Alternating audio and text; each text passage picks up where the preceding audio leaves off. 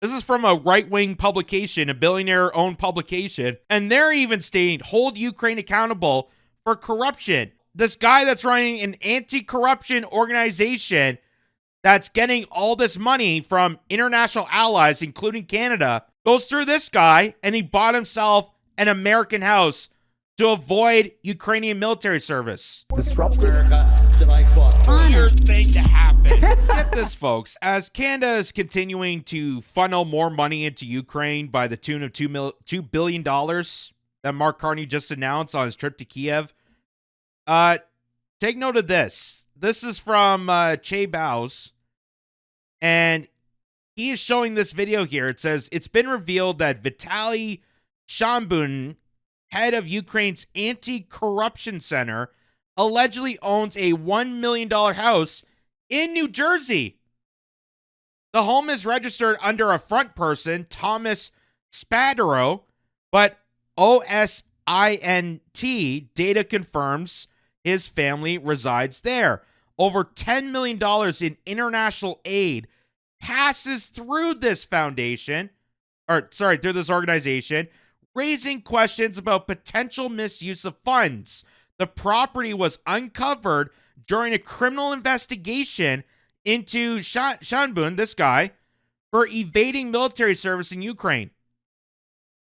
So this guy that's running an anti-corruption organization that's getting all this money from international allies, including Canada, goes through this guy, and he bought himself an American house to avoid Ukrainian military service. As they're pleading and desperate for more aid, for more assistance, for troops on the ground. They want Canadian troops, American troops, any troops to continue fighting this war. And this guy avoided it and bought himself a $1 million house. You want to see?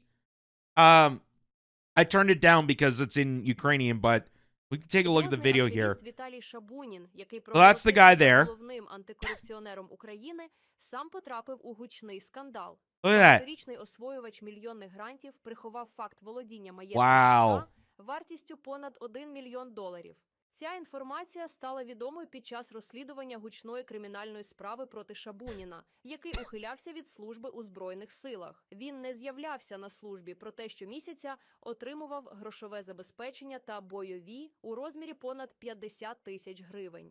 А також фактично привласнив собі автомобіль, який волонтери передали для потреб української армії. Замість бойових завдань Шабунін роз'їжджав на авто по київських ресторанах. Assuming that's his wife. Його родина оздоблювала новий Wife or маєток у girlfriend. Штатах. Але все по порядку. У 22-му році Look українці at that. масово So he took the money from Ukraine через російську агресію. and bought a house Віталія right in Шабуніна New Jersey. Олена разом із двома дітьми Look at that. летить до Сполучених Штатів.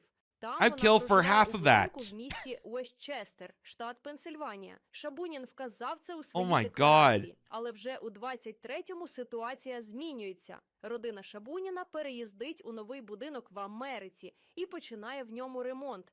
Проте цей факт... Okay. We don't need to listen to more mumbo jumbo because I don't understand what they're saying there. But here, this is from The Hill.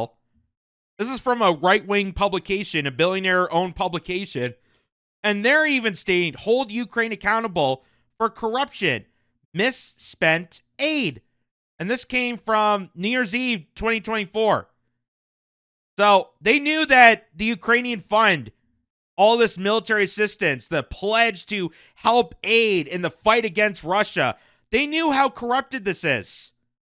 People knew how corrupted this is. And they're still pledging more money. More of our tax dollars, more printing money, causing more debt and disparity for us back here at home to feed this slush fund. So it goes on to say the shame of American military assistance in Iraq and Afghanistan is that while our troops and our local allies were fighting bravely, the leaders of our so-called allies were getting rich. We have seen something even worse in Ukraine. While Ukrainian military personnel and civilians fight valiantly in a fierce contest for independence, Ukrainian leaders have gotten famously wealthy. You mean that nice brand new suit that Zelensky finally put on to go to the White House? You're telling me that I somehow paid for that? The American shame is that the U.S. heedlessly expanded NATO to the borders of Russia, and then, after Russia pushed back, enabled and funded the cynical maladministration by the Zelensky government, which will go down in history as one of the greatest examples of waste and theft of Western aid. What's more, Ukraine's casualties have permanently altered the country's demographically and will limit its prospects for economic recovery, leaving the country wrecked and the scene of a future frozen conflict, per Professor John Mearsheimer. Oh, you mean the professor that warned us in 2015 that America, if you push your borders, if you violate the Minsk Accords, if you violate peace treaties, if you push onto the borders of Russia with NATO alliance expander, that this was going to happen? You mean that professor? The professor was actually right about all this? And he got demonized by the media. He got demonized and scarred from academia for pointing that out. The sheer scale of waste and fraud will only be revealed by independent investigations after the war's end. The Zelensky government uses the war to quash media stories that dare to question Ukraine's spending of our tax dollars. Again, that's why they don't want this war to end. That's why the UK doesn't want this war to end. The EU doesn't want this war to end. Mark Carney doesn't want this war to end. Zelensky definitely doesn't want this war to end. But everybody else that matters, every single human being that doesn't have getting rich off of this, wants this war to end. Because we know that war is a catastrophe. War is manufactured by the top elites to abuse and brutalize us through the pains and suffering of humanitarian loss for their benefit. We've seen this all before. Still, many brave Ukrainian journalists and officers have exposed scandals of overpricing, shoddy equipment, and embezzlement at the highest levels of Volodymyr Zelensky's administration. They have risked being labeled as Russian saboteurs or sent to certain death at the front lines for reporting the truth. Did Mark Carney mention that in his statement about peace and freedom and democracy that is Ukraine? Justin Trudeau championed that. Hey, they're so democratic and loyal and so nice over there that anyone that questions this war, they're going to be put in the front line so they can die. That's how democratic they are. That's how lovely they are in Ukraine. Neo-Nazis will come to your house and tie you to a flagpole and pull down your pants. So lovely over there. The real crime of Zelensky's administration, however, began in late 2023 in a November 2023 article for The Economist. General Valery Zalzerniai. I'm saying it on purpose, but I don't even know how to pronounce that. The commander-in-chief of Ukraine's armed forces said that without a substantial technological edge, Ukraine would face a stalemate. He said traditional editorial strategies were insignificant to overcome the numerical advantage of the Russian forces. That's exactly what John Mearsheimer said. That's exactly what people warned you about. That's exactly why it was a bad idea. Because we knew that if Russia goes after Ukraine, Russia has a stronger, powerful force than Ukraine, and Ukraine would be completely destroyed. And it's on its way there, baby. It's on its way there. Because all of our work from 2014 to overthrow the democratically elected government and install a puppeteer, they want to sacrifice Ukraine so they can go to war with Russia, so they can create a new Cold War scenario to try to break up Russia. But guess what? It hasn't worked. The Russian economy is stronger than ever. That's why so many nations are aligning themselves with the Russian economy. The BRICS nations. They're not losing. They're not losing whatsoever. So you really just proved the point of all the skeptics and all the critical analysis and people that were holding this accountable. People like me, people like Jimmy Dore, Kim Iverson, Oliver Stone that did that documentary on Rumble there, Ukraine on Fire, Don Mearsheimer, all the academics that told you about this, that warned you that this was dangerous.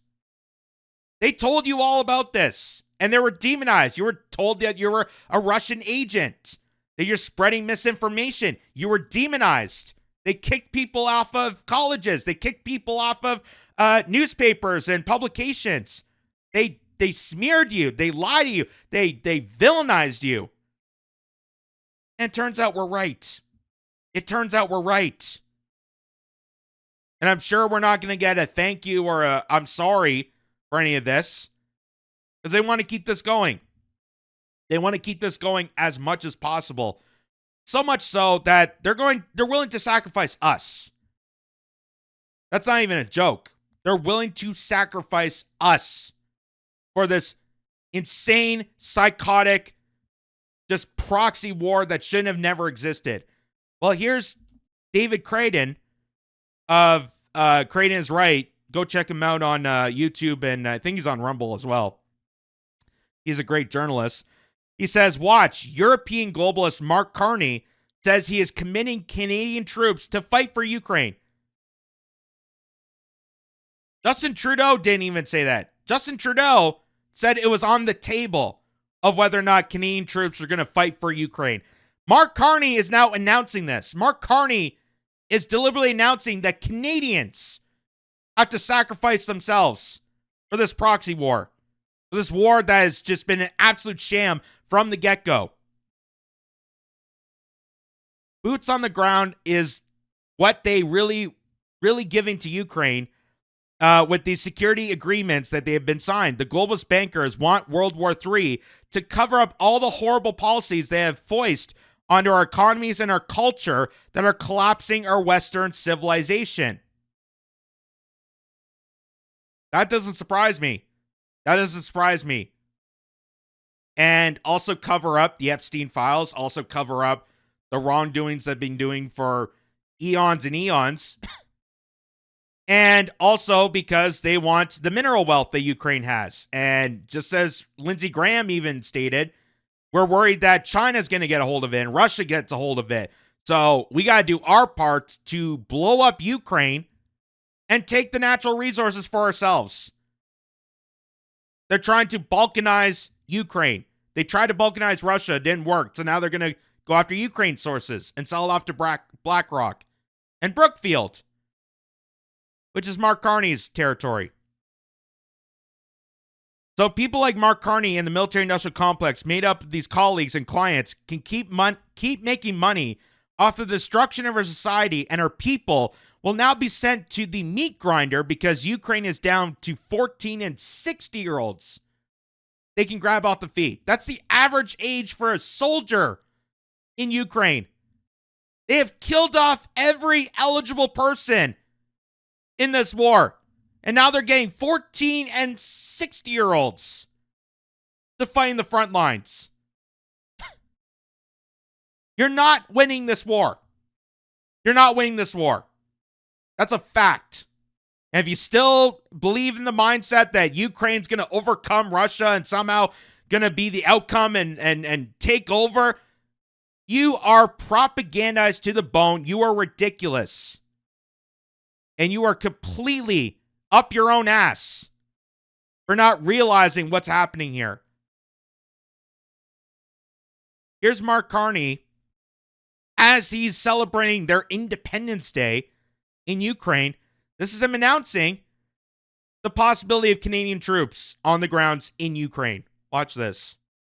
Okay. Thank you for the question. With respect to security guarantees, I think we all recognize that the core of the security guarantee, the front line, the foundation, is robust Ukrainian armed forces. And it's crucial in those regards that the military equipment today and tomorrow is here, the industrial capacity is here. It's crucial that the training capacity is there as well. And I'd note that since Russia's illegal seizure of Crimea, Operation Unifier, which Canada put in place, has trained over 45,000 Ukrainian troops. So I always hear this as the excuse of why we're doing this. But what about Crimea? What about Russia's takeover of Crimea and all the areas of Ukraine? They illegally stole from Ukraine. And I fire back, what about Victoria Nuland, Jake Sullivan, Antony Blinken, and the rest of the NATO scoundrels that overthrew your country? You're not angry at that? You're not angry at the fact that your democratic leadership got overthrown by nefarious globalist ghouls? That you don't even know where they are at this point? I don't know where Victoria Nuland is now. Mostly she resigned, but who goddamn knows? You're not angry at that, but you're angry at Russia taking the opportunity to seize Crimea, which we all know Crimea and the Donbass region primarily associate more with Russia than they do with Ukraine. And there's been civil wars happening in that area. That's why Russia went to the defense of these areas, because they know that the people living in the Donbass region and Crimea are more favorable to Russia than they are with their own government, because their own government is attacking them. Their own government that's aligned themselves with legit white supremacist neo-Nazis. That's not me saying that. That's the Canadian government even admitting to that. We've shown you the video. City News reported it numerous times. We're sending troops to Ukraine to train alongside neo-Nazis. And the ministers were reported on this. The Canadian Armed Services demanded the ministry investigate it. The ministry did nothing. Our Canadian government did nothing. They just told them to keep going. Keep alongside neo-Nazis, white supremacists that are attacking their own people. For the exact reason that David Cragen just told you. It's all about the money. It's all about the corruption. It's all this is. It's bankers' wars. It's stealing money from people to manufacture aggression towards each other. So we fight each other, excusing these criminals from their heinous actions so they don't be held accountable. That's why Zelensky definitely wants to keep this war going, because someone will hold him accountable. Netanyahu wants to keep the war going because someone will hold him accountable. Mark Carney wants to keep the tariff war going because someone will hold him accountable. That's why they do this. That's why they do this. And now they want you to pledge your allegiance away from Canada and away from our domestic disputes and problems and fight for a foreign country. Mark Carney's demanding this. This will become even more important going forward. That's the front line, but that's should be buttressed by the coalition of the willing, potentially the United States, in matters of intelligence and other support. We are working through with our allies in the coalition of the willing and with Ukraine the modalities of those security guarantees on land, in the air, and the sea, and I would not exclude the presence of troops. Yeah. There you go. I will not exclude the presence of troops. Whose troops? Our troops. Meanwhile, we have a fentanyl crisis in this country to deal with. Meanwhile, there's a homelessness epidemic. Meanwhile, there's children who are homeless on the streets that are dying of overdose in Canada. But Mark Carney's focus is to send our troops, making us weaker in our defense, to the front lines of this brutal war. For the money. It's all for the money. They want to basically kill you off for laughing themselves to the bank. How heinous is this man? How heinous this guy is. Justin Trudeau was one thing. Justin Trudeau was a goofball. But Mark Carney, I worry. Mark Carney is evil. Mark Carney is an evil SOB. Because this is a man who can sell you anything with a smile on his face and force you to comply. That's why they needed someone with his qualifications of a central banker to take the position of prime minister. And I said the word take because the question of him being elected is still up in the air, folks. Here's Mark Nixon pointing this out. Canada is offering Latvia and Ukraine troops we don't even have. Who's saying that? The CBC. They're promising all these promises to Ukraine that we don't have. And as Mark Carney is boasting about the fact that Canada is their strongest ally and partner and biggest financial aid to Ukraine. We're bleeding ourselves dry for a war that we know is not going to end well. And the only way it's going to end is when Russia decides to back off. The only way it's going to end is Russia defeating Ukraine. That's the unfortunate fact. And it could have been resolved on day one, but you guys made it absolutely worse. And now here is the CBC lying on behalf of the establishment to push for more aggression. Not be against it, not be actual peacekeepers for this great country, but to be more aggressive. Is that what you think it could look like? We've been talking about Operation Unifier this morning, the work they're doing, the 45,000 Ukrainian troops, I believe, that Canadians have trained. So there's that aspect. There's also, of course, Canada leading the NATO mission in Latvia. What could it look like if Canada does take part in the security guarantee in that way with troops there? Boots on the ground. Well, it really depends on how committed we are to the Latvian mission, because we don't really have that many more troops to throw at these kinds of missions. First off, I didn't even know we were in Latvia. I didn't know there was a conflict going. But apparently, hey, surprise, there's troops there. There's troops in Latvia. Just like we still have troops in Afghanistan. 20 years of warfare. We didn't stop the Taliban, but thank God we got Tim Hortons in Kandahar. Thank God. Mission accomplished. We didn't do anything except waste a bunch of money, killed off a bunch of people, made terrorism worse, maybe invested a bit more into terrorism because you need terror to have wars on terror, you know. And now he's saying, yeah, by the way, we're in Latvia. They don't tell you this on television. They don't tell you this in the news. It's so crazy. It's so crazy. But now they want troops in both Latvia and now in Ukraine. As we don't have even enough protection to defend our own borders. We don't even have enough protection to protect our own cities here in Canada. We have a commitment of 1,650 to Latvia right now. That's how many are there. It's supposed to get up to 2,000 or so. Jeez. And the key math involved in all this is that every time you have troops in the field, you have to have the same number of troops recovering from that mission and then the same number of troops being ready to go. So if we have 1,600 troops in Latvia, we actually need 3,200 troops in Canada, both coming and going. And so if we did that and some similar numbers in Ukraine, we'd run out of troops very, very quickly. So you don't say.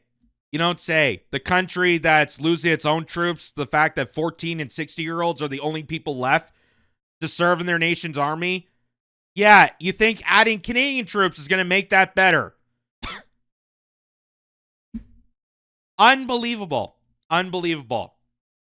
And now it makes me wonder, because we covered it previously in another segment. We talked about how Canada was polling people about mandatory service. How young people might benefit from being forced into military service. And at first we looked at it and thought, okay, there might be some good opportunity to that, because they did mention about how, you know, it's not just military, it's volunteering in like hospitals and whatnot. Okay, sounds good. You know, get the young people out there, you know, help out. I get it. A lot of countries do that. But then you tie this into the fact that the CBC is calculating how many troops it needs to go into Ukraine how Mark Carney is not ruling out troops on the ground in Ukraine, how Canadian soldiers are being deployed into countries I didn't even know these conflicts existed because we're being left out in the dark. Now it really makes me wonder. It really makes me wonder. That mandatory service. Gee, how convenient. How convenient they'll start pulling people now when Ukraine is demanding Canada to send troops and Mark Carney is complying. How convenient. How the timing is all being played out.